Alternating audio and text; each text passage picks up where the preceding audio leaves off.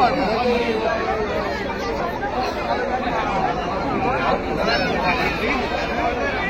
মারবে তার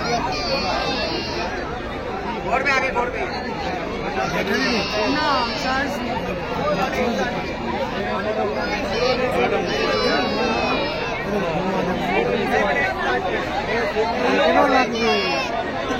মাথা ঢাকতে হবে।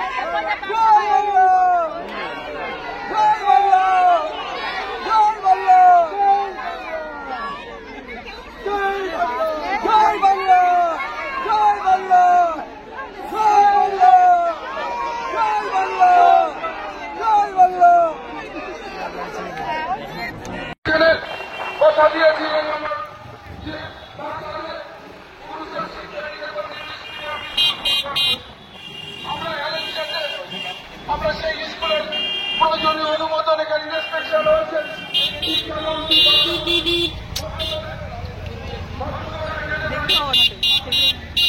বলছিলে না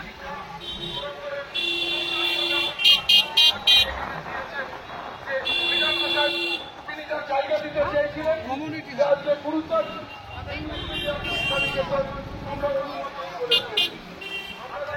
কত লোক আজকে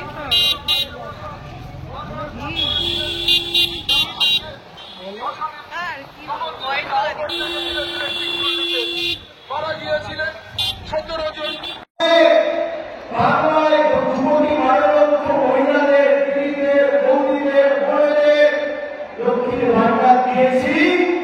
দেশ জুড়ে 50 কোটি মহিলাকে আমরা লক্ষ্মীর ভান্ডার দেবো এবং আগামী দিন ইন্ডিয়া জোটের সরকার প্রতিষ্ঠিত হলে 1100 টাকা 1000 টাকায় গ্যাস কিনতে হবে না।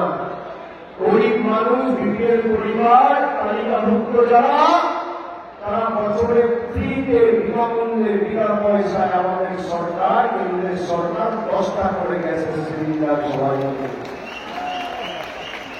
আপনি বলুন বিজেপির সংকল্প পত্রে মানুষের জন্য কি রয়েছে?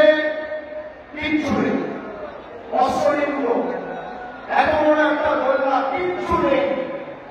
আমি সেই কারণে আপনাদের বলবো, কানে শুনে নয় চোখে দেখে নিজের অধিকারকে সামনে রেখে ভোট দিতে হবে।